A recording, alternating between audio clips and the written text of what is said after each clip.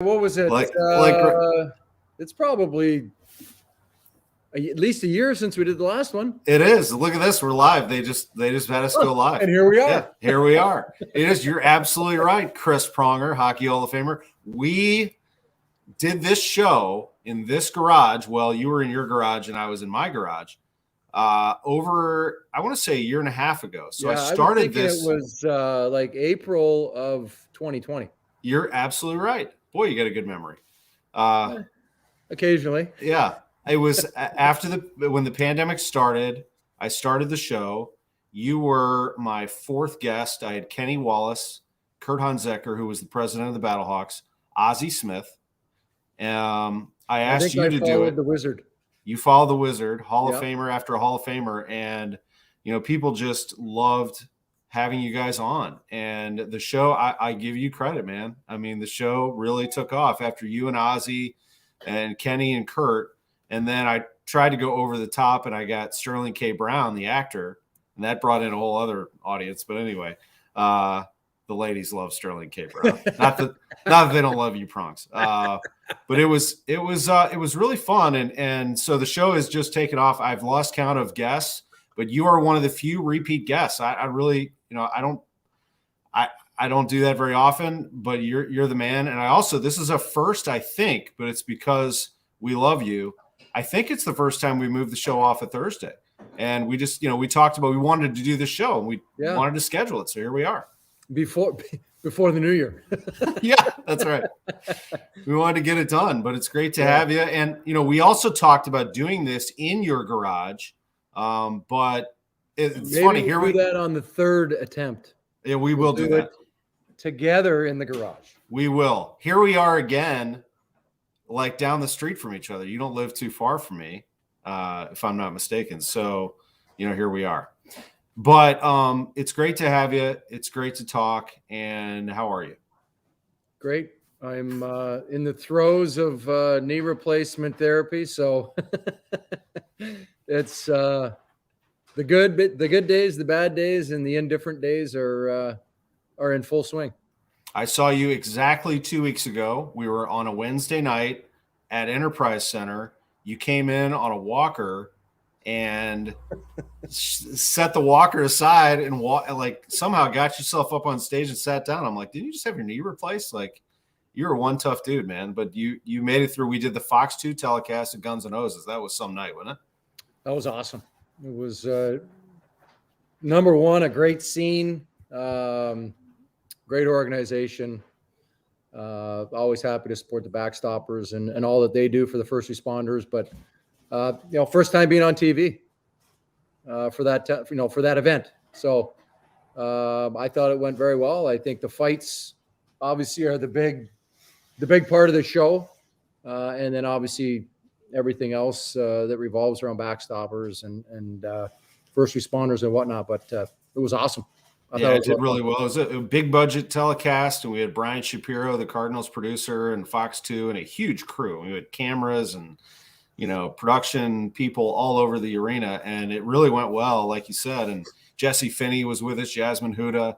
We had an awesome crew. Chris Pronger was alongside, as we called boxing, but it was more than just that. As you said, it was, the whole scene and the ceremony and the fallen first responders families that were in attendance and that were watching that Backstoppers absolutely follows. So it was great to spend time with you. Do you enjoy that? I mean, did you ever have aspirations to get into media? I've been offered a few things over the last number of years. It just wasn't necessarily a fit. You got a good personality. Who knows down the road?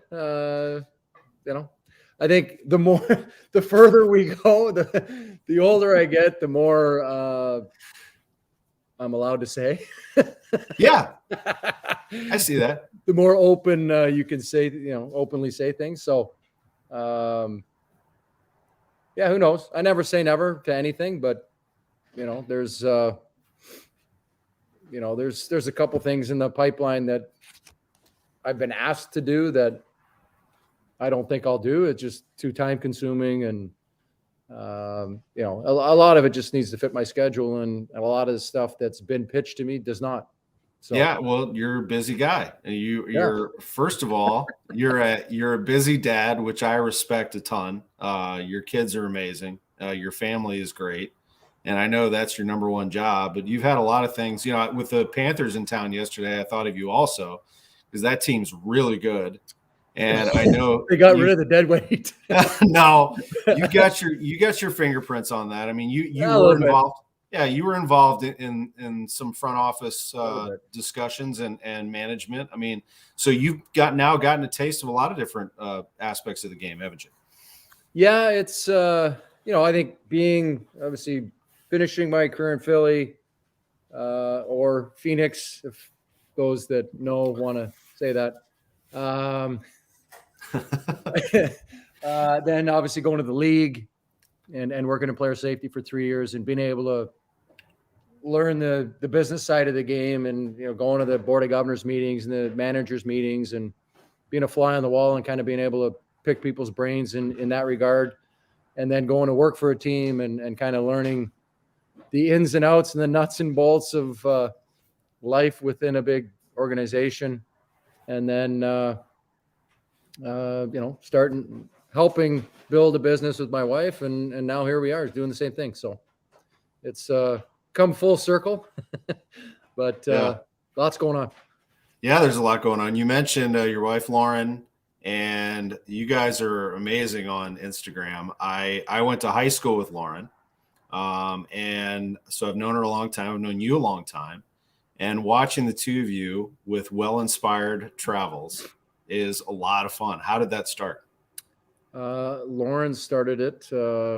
It's been in the back of her head since she was a young kid, but really the premise came out when we got together and started traveling. And I was in the throes of my days here in St. Louis, coming off an MVP and Norris Trophy season, and kind of in the heat of working out in the summers and training and prepping and things like that, and not wanting to skip a beat when you travel.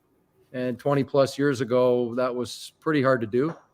And so she would source properties and talk to restaurants and chefs and things like, I didn't want to stop eating a certain way, and things of that nature. It kind of defeats the purpose of training for 2-3 months, eating properly and training, etc., and then going away and blowing your doors off for a week. You kind of lose everything. So she started kind of looking into different properties and food and whatnot, and other teammates and other athlete friends and entertainers and CEOs and whatnot that were interested in health and wellness at the time, would reach out, and she'd kind of set them up with different properties and destinations. And then as time went on and we got to Philly and social media was kind of getting going, she had a little private Instagram account, and again posting our stuff on there. And there's a comfort and a bond when people are dealing with the same things, whether it's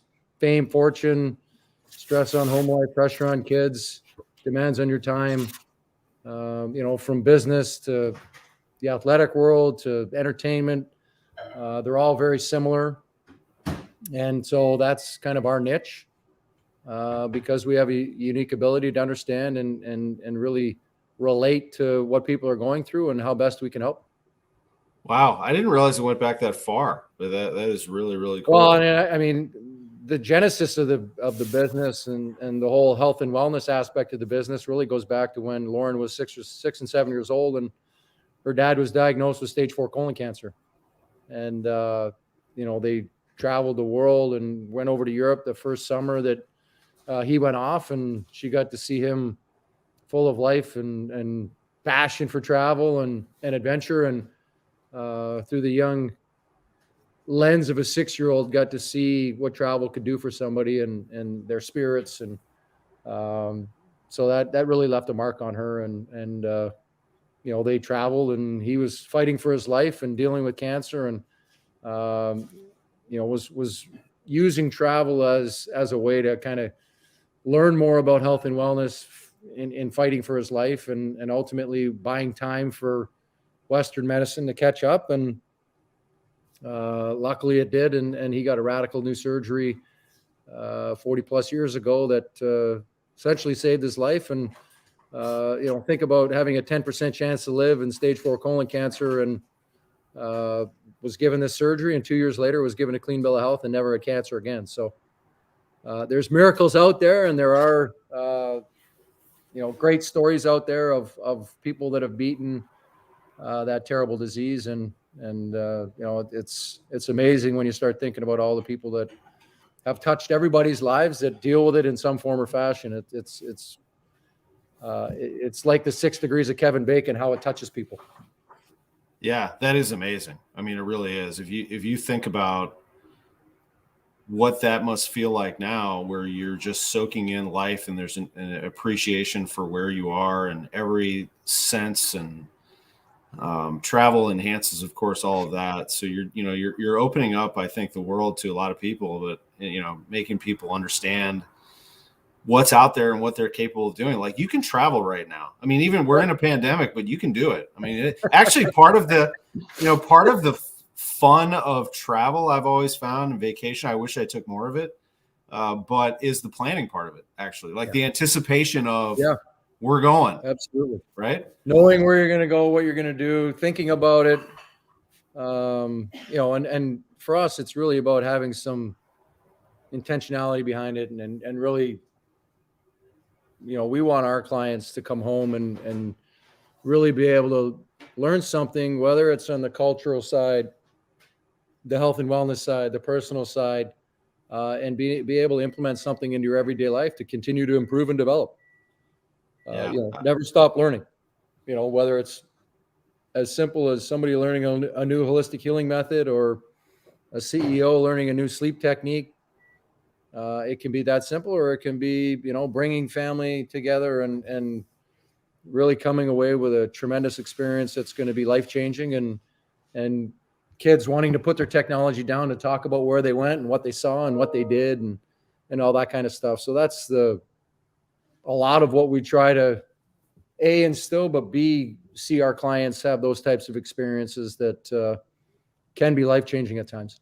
Since I got you on this topic, how do people get in touch, and how do they learn more? I mean, how do you start? How do I start is the question. Easy way is to go to wellinspiredtravels.com. There's links on there and stuff. That's the simplest way, the easiest way. Everybody's on the internet somewhere, whether it's on your phone, iPad, laptop. It's in the cloud somewhere. Yeah. That's cool. No, that's the easiest way. We definitely will. And your family's doing well. Your kids are awesome. How's everybody doing? Give us the kid update. Jack, freshman at college, is finishing up his first semester. He's got exams tomorrow. Ooh. and Monday and Tuesday. And then George is a junior at MICDS, your alma mater, and Ram Nation. And he's playing basketball right now. And then Lila's in 7th grade and crushing it. Our little artist is killing it. Mine are 9th grade, 5th grade. I got a freshman at Ladue and a 5th grader in the Ladue system. And guess who her basketball coach is? Nicely played. There you go. Coaching hoops. So yeah, I'm into it. I mean, I'm into it. I've got 13 girls. There is just nothing. I've been around sports my whole life. I mean, I played it not all that well, but I played it as hard as I could. But I started fantasy.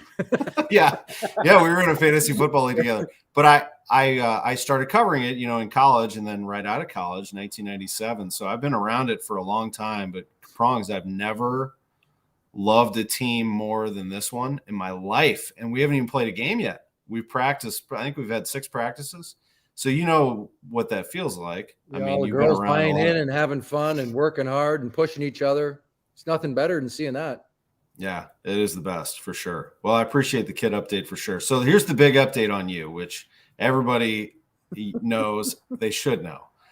January 17th, your number is being retired. And what an unbelievable feeling that must be. Just have you started to think about what that night's going to be like? You know what? I haven't. A little bit, just seeing some other, athletes have their jerseys retired and stuff. You start thinking about, all right, I'm going to have to start a speech at some point. I keep kind of kicking it down the road, but I probably should start at least trying to gauge, I guess, the goalposts and how far I want to go and how really I want to leave it. Obviously, 10 years in St. Louis, and came as a 20-year-old and left as a 30-year-old, 30, yeah, almost 31. So a lot of development between that time frame, and a lot happened, good and bad, which is great.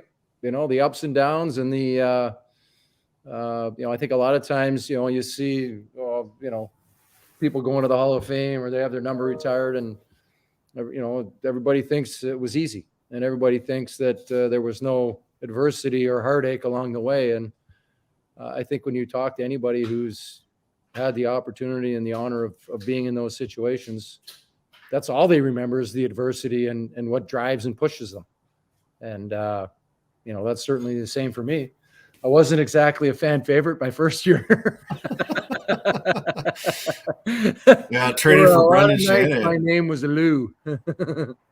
Traded for Brendan Shanahan. Wow, the Jack Buck Awards the other night, we had Gary Unger there, and I was asked to present him. And the first line of my presentation speech was, Gary Unger was traded for Red Berenson. I mean, that is a tall task. Yeah. So you were traded for Brendan Shanahan. And so your career, and you mentioned, it spanned a decade here, but, it ended not the way you wanted. It started in an awkward kind of fashion. Probably not the way I wanted. Right? But in between, boy, there was some good stuff. But I love what you just said, because the adversity is kind of what builds you. Who said that the other? Adam Wainwright is fueled by, he remains fueled by. And people would think, Adam Wainwright's such a nice guy, and you see him in all these videos and hugging people and shaking hands. Adam Wainwright is fueled by people who say he can't do it. Yeah. And I think if you look at any elite athlete, any athlete that's worth his salt, and any athlete that is uber competitive, the little birdie telling you, or the quote machine that's always he can't do it. He can't do it. That's what gets guys up in the morning to train, to push themselves, to, want to prove people wrong. I mean, it just, that's what fuels you. You use that as motivation and energy to push you in the dog days, and in the good days, use that as motivation. Like, you can't let up. When things are going good and things are great, the layperson has the tendency to just kind of let off the gas. And that's when the elite guy is pushing harder and jamming his foot on the accelerator, going, okay, if I feel good, then how good can I really get? Yeah. And so having that ability to push yourself past points where most people are comfortable is what makes the Adam Wainwrights of the world who they are. I caught you I think 2 years in. So I started in 97, like I said. So you had just gotten going there, but you were on your way. You'd already gotten past that, I think, the Shanahan trade and everything. And now you're playing with Al McInnes. And what did you learn your first, and I guess you include your Hartford time there too, but how did you become Chris Pronger, the elite defenseman in this league, one of the best we've ever seen? What was those first few years? What was the biggest thing? Well, I think it's being a professional. What does it mean to be a professional? Yeah, it's great to get a paycheck, and it's great to have people, the adulation and the cheering, and that's great. But what does it mean? It's showing up and being a pro every day. What does that mean? Well, it's practicing hard. It's training hard. It's preparing like it could be your last game, and then going out and playing like it's your last game every single time. as somebody said, it's like people are paying to see you play. They don't want to see you play at 80%. They want to see you play at 100% or more. So, leave it all out there every single time. And you had some incredible, I mean, this Blues team that you were on was very, very good for a long time, but it was also at the same time that the Red Wings were really good. The Stars were really good. The Avalanche were coming on and they were good. So I watched you go up against the best of the best. I know there was mutual respect. They respected you. You respected their ability. But there also had to be an edge on your part because you played with an edge unlike any athlete I've ever covered. I mean, how did you kind of muster that for a game? No, I mean, you're a pro. You knew who you were up against, but you had this edge to you. Did you not? Yeah, I knew. I figured out early on in my teenage years that I didn't like being friends with my opponents. Like guys are buddy and hanging out with guys and doing all. I didn't like doing that. Number one, I was too competitive. Number two, I've got to play against this guy. I'm trying to hurt him. Like I'm trying to hit him as hard as I can. So I'm not trying to injure him. I'm trying to hurt him. I want him to feel some pain so that he might not want to go get that puck. He might not want to go in front of the net. He might choose an alternative path to get somewhere that's going to buy me a second or two to be able to exit the zone. So I just, I was always, and I was always a PA rep and all that. I mean, I'd go to these meetings, I'd sit by myself because nobody wanted to sit with me because they hated me. Well, I'm perfectly fine with that because I also wasn't out there making friends. I wasn't out there giving guys love taps. You get to a face-off, you give a guy a whack in the laces, you give a guy a whack in the wrist, and you get in front of the net, you start inflicting a little massaging techniques on their feet and their knees and their calves and their arms and their back. They don't necessarily want to stand in front of the net anymore. So just knowing how I needed to play to be the most effective and the best that I could be. And part of that is just how I'm wired. I mean, that's the only way I know how to play the game. Well, and were you like that as a kid in Dryden? Oh, I mean, was 100%. Yeah. I was probably even worse. Yeah. I mean, that's what you. I would say I had to tamp it down a little bit. When I got into junior, I was, junior, you could do anything you wanted to. And then obviously in the NHL there were more cameras. And then as my career went along, there was even more cameras in the building. So you used to be able to get away with stuff behind the play when I first came in the NHL. So there was, all kinds of stuff. But as it became obviously a more popular game for TV and more cameras in they would just train cameras on the whole ice surface so that they caught everything that you did. Yeah, that's right. You were in their heads. You came into St. Louis or the Blues came to your place. You knew you're going to have to deal with 44. It was just the way that it was. So they'd have to plan. And you knew it wasn't going to be an easy night. It was not going to be an easy night.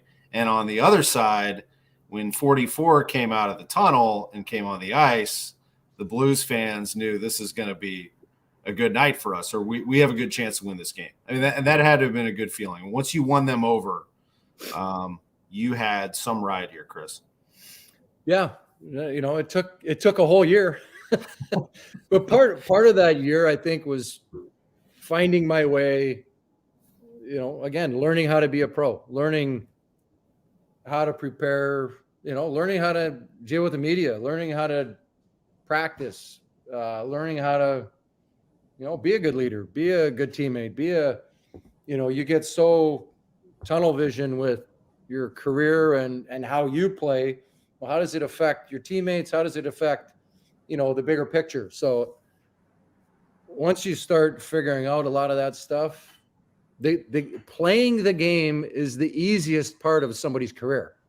It's the preparation and the practice and the training and all the outside stuff is what makes the game easy. And if you practice really hard and you train really hard and you prepare like it's going to be your last day, then the game, it's the easiest part of the day. Yeah, I love it. That's a good lesson for everybody in sports or in business and whatever you're doing. In life in general. In life in general, no doubt. Before we go, so January 17th, Enterprise Center is where they're going to retire your number. They're going to raise it to the rafters.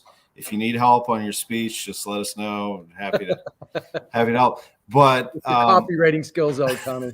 But I just, as a final thought, this is a place that is special to a lot of alums. Why do you think that so many? I mean, Wayne Gretzky's here for various reasons. He's illustrated those. We've talked about that, but why do you think so many people stay here, Chris? I mean, what is it about St. Louis? Well, I think number one, it's the people. Very inviting, very welcoming. The city itself and how they treat the Blues players, how they treat the organization. I think when players are here and they go elsewhere, they see it's not necessarily the same, depending upon what part of their career they're in. A lot of guys have been all over the place, and even guys that once they get here, they've heard the stories and they've heard, I guess how good the alumni here is and how many former players are here and set up shop. They don't necessarily finish their career here, but they come back and it's comfortable. It's easy living.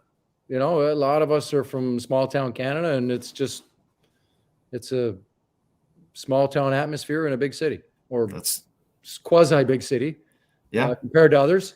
And, I just think getting around, you think about it. I live in Ladue. It's 15 minutes to the Enterprise Center. It's 15 minutes to the airport. It's 15 minutes west to Chesterfield. Like you're pretty much in the middle of the circle, and it's pretty easy to get around. And do things. Obviously, great school system, great private schools. You got SLU, you got Wash U, you got Mizzou, an hour and a half down the road. So there's a lot of things going on in the area that are draws. They are. You're about 5 minutes from my house. Not that that's a draw, but we'll get you in the garage now. Or do you want me to? There it is, the famous garage there. There we go. Yeah, there's the snow shovel. I don't know how much I'll need that. Prongs, it's been awesome. It's great to have you as always, Garage Happy Hour. And if you do need to get out of St. Louis at any time, you just go to Well Inspired Travel. Find Travels. Find it online, and Chris and Lauren will take care of you. And worldwideweb.wellinspiredtravels.com. The World Wide Web does have that. Yes, it does. It's been great to have you. Bommarito Automotive Group's our sponsor of the Garage Happy Hour, a multi, let's see, how would I describe that? A two-time guest, but maybe a third time. We've already discussed possibly Chris Pronger coming back. We're in negotiations. We are discussing it. Yes, a multi-year agreement. Thank you very much for the time. I appreciate you, and all the best to you. Happy holidays to you and the family. Thanks, Tommy. You too. Good seeing you again. Chris Pronger with us on the Garage Happy Hour on KMOX.com and all of your favorite social media channels. Sam Masterson is our producer, and we bid you a good night from my garage. Bommarito, shop thousands of new vehicles. Get more for your trade. The Bommarito nationwide warranty, 10 years, 200,000 miles, and the best service after the sale. Bommarito, Missouri's #1 automotive group, open 24/7 at bommarito.com.